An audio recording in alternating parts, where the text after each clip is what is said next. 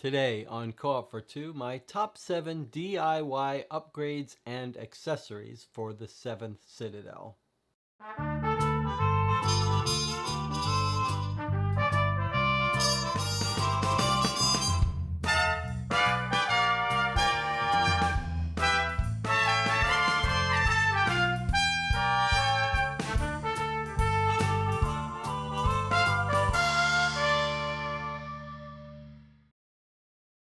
If you're going to be spending upwards of 100 hours with the 7th Citadel, it pays to invest a little time and energy and bling out the game a little bit. My number 7 DIY upgrade is to sleeve some of the cards. Now, the company actually sells an official set of sleeves. You can buy a set to sleeve every card in the box. But I think that's overkill. Really, the only cards you need to sleeve, you should sleeve, are the skill cards, the player's hand cards, and that's because you shuffle these a lot. Not everyone knows that for a small deck where it's impractical to riffle shuffle, sleeved cards are very easy to sort of shuffle by pushing them into each other. You can only do this when cards are sleeved. So it does make it a little more convenient to shuffle cards. And there are certain sets of cards that you shuffle a lot in this game. Your skill cards in your hand are one set. There's a couple other sets, the 13s, maybe even the exploration deck. I think sleeving all of the cards is overkill. You can buy from the company an official set of sleeves for the hundreds of cards in the game. I think that's overkill. Maybe 200 sleeves for 4 players. And you can buy aftermarket sleeves. They're just as good. Here's some from Mayday, a little bit thicker. Sleeve Kings, a tiny bit thinner, but they're basically the same. There's another little benefit of sleeving cards, which is that there's some errata for this game. Cards occasionally get errated, and there's printable new versions of the cards. And if you sleeve your cards, let me show you one here. One other advantage of sleeving the cards is you can just print out the errata and just slide it in here. And when you do that, you won't be able to tell the difference between the original and the errated card. So there you go, number 7, sleeving some of your cards.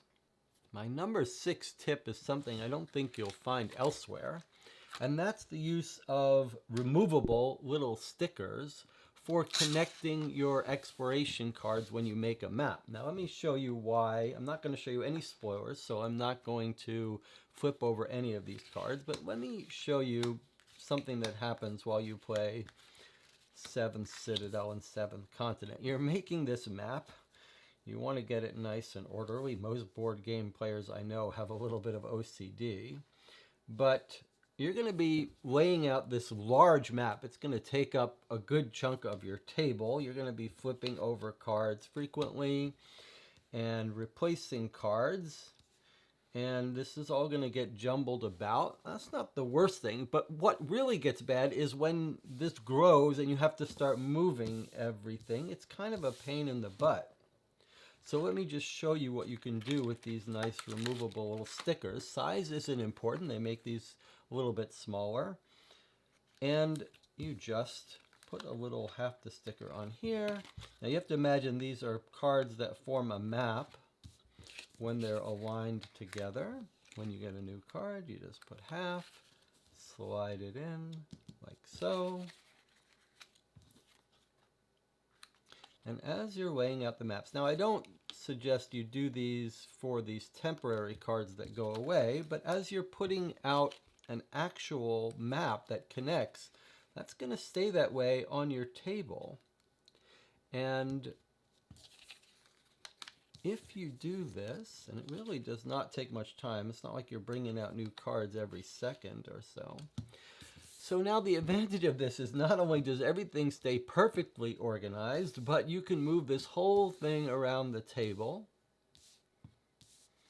And it makes it much easier to reposition things and not worry about things getting jumbled. And when a card gets replaced, it just comes right off, goes back on, etc.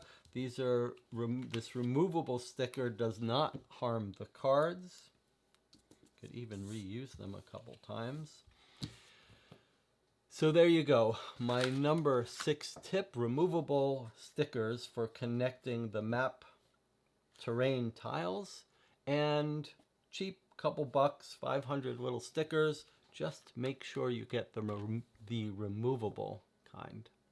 My number 5 is to check out variants and house rules on the Board Game Geek website.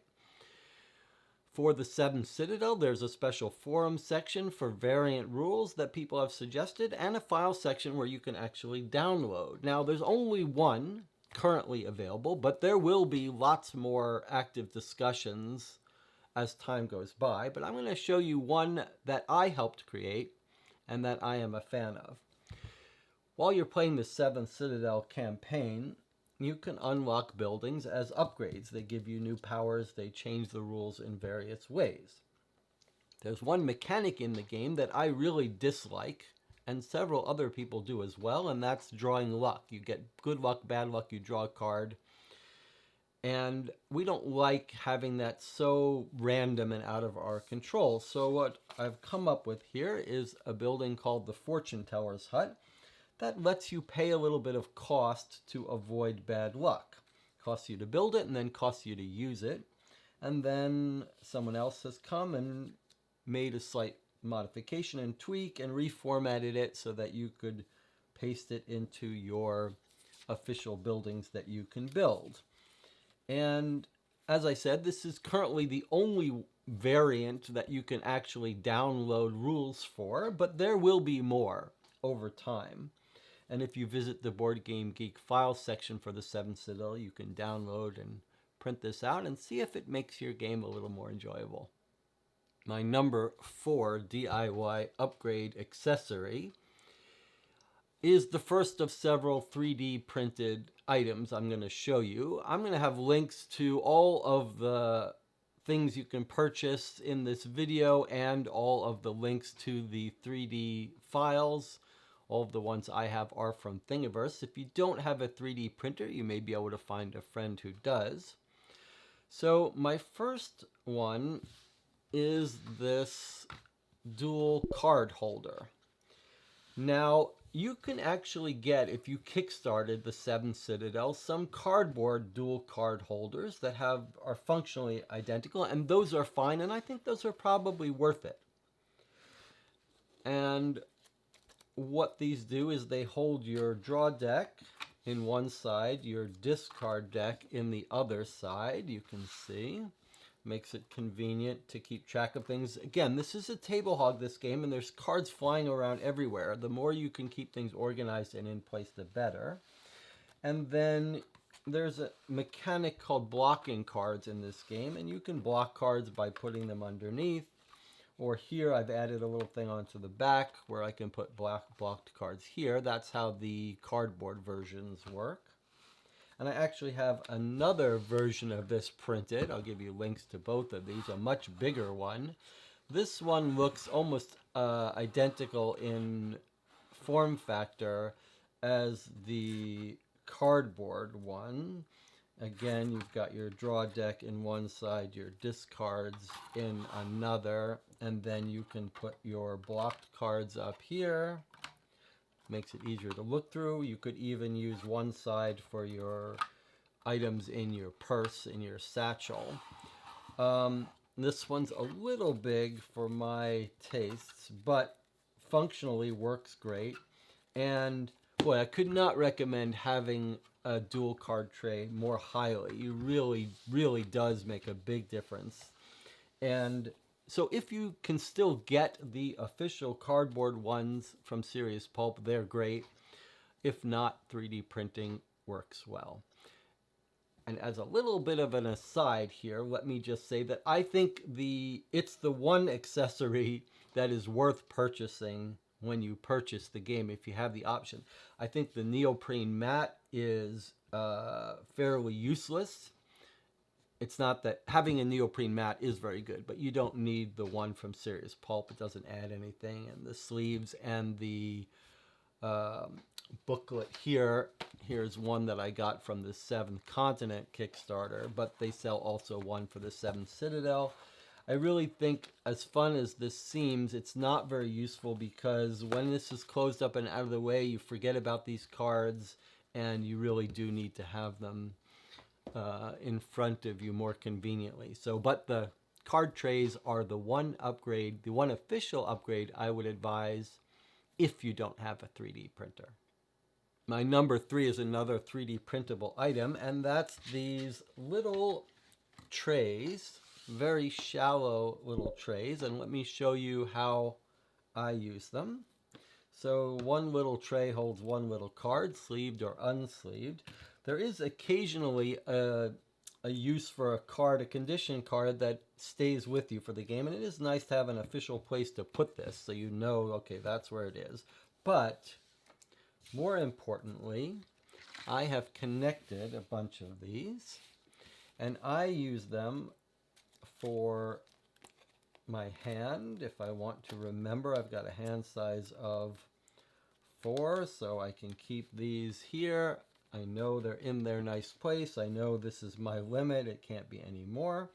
Sometimes I have another set here. I might use these. I'm not going to show you any because I don't want to spoil it. But if you've got cards in your possession that you're going to use on a given turn, you can equip them.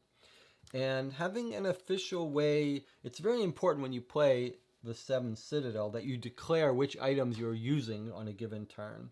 So it's nice to have a place to put them so that you know, here now I haven't equipped any items. I'm not using them, but anything I put here, now I'm using this for this task. So these little trays are actually not specific for the 7th Citadel. They're generic parametric trays that you can configure the height and the size of. I'll have links in the description of the video so that you can download these and customize them for this game or any other game. My number 2 DIY upgrade is the last 3D print here, and that's this vertical satchel flip card holder. There's a link to these in the description, and what these do is they let you hold your cards vertically. This game is a real table hog, and so having a way to have these easily visible without taking up too much space is very convenient. So you can see, you can flip through these, look at them, search them, very easy to see what you have. In this game, you will be counting weight of items. I don't want to show you any because I don't want to spoil anything, but you wouldn't use these for your hand. You would use these for items you're equipping, weapons or things like that. And it's very convenient. You can see the corners very easily, so you can check out the weights of the items, which you frequently have to keep track of. They each hold about 10. I find, at least with single player, you need a couple of these, and you could use these for different things too. In addition to holding your items, you could use one to hold cards that are blocked, one to use different types of cards.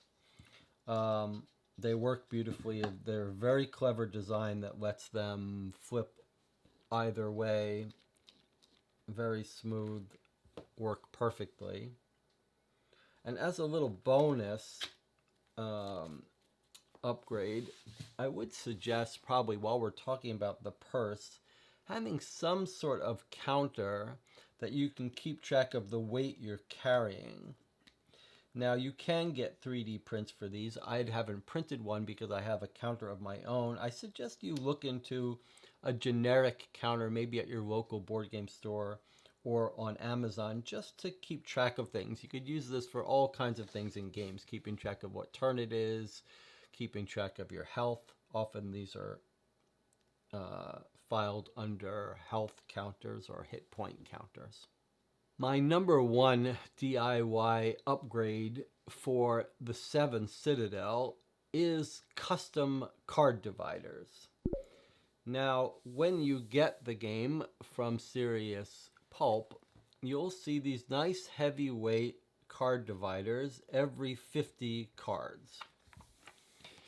And that's just fine, except that there are a bunch of sets of cards that there are lots of that you're having to retrieve frequently. The most common example, for example, are these 13s, which have to do with these luck cards. So in this tranche of 50 cards, you're very frequently needing to get all the 13s. And that's a bit of a pain to go through to find them. It's not like they're completely, they're in order, but there's duplicates. So to find the 13s and then to find the end of the 13s and not risk missing some is a bit of a pain. But if you make these custom dividers, you can just reach in. If you want the 13s, for example, you just go to the 13 and take all the cards till the next marker here. That's the 14 here. So makes it very easy. The 13s, by the way, are other cards that I suggest sleeving because you shuffle them so much. But here's another example. Here we have the 150 to 200. Most of these are singletons, but there's this big chunk of 199s. And you get this often. It's kind of a pain to have to find this manually. But if you make yourself a little extra divider here, you just flip to it, take this whole thing. There's all your 199s. Now, you might be wondering, well, how do I know where to add the extra ones? Well, you could just get a stack of, this is just cardstock, blank cardstock that I've written on and cut. And I think that's a fine way to do it. But there are some nice people who have made a list of where the suggested dividers are to add. And in fact, you can download in the BGG File section for the 7th Citadel a complete set of actually printed full-size dividers. They look like this on paper. Now, I prefer the ease of just cutting out little cards, but you'd want to print this on cardstock. But here they are. You can see they're printed out with specific numbers. You cut them out.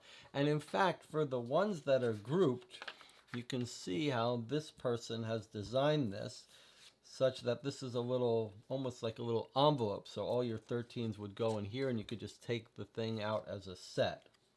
To me, that's a little bit of overkill, and printing these full color things on cardstock is a little too much. So I just have these blank cards. You could use index cards. It's really not important how you do it, as long as you cut out notches. And you could just make them on the fly. You could use this list in the file section to get an idea of which cards, which dividers to add. Or you could just add them as you find yourself repeatedly going to them. But I would say of all the little upgrades here I've talked about, this is the biggest bang for the buck improvement in experience to streamline the game.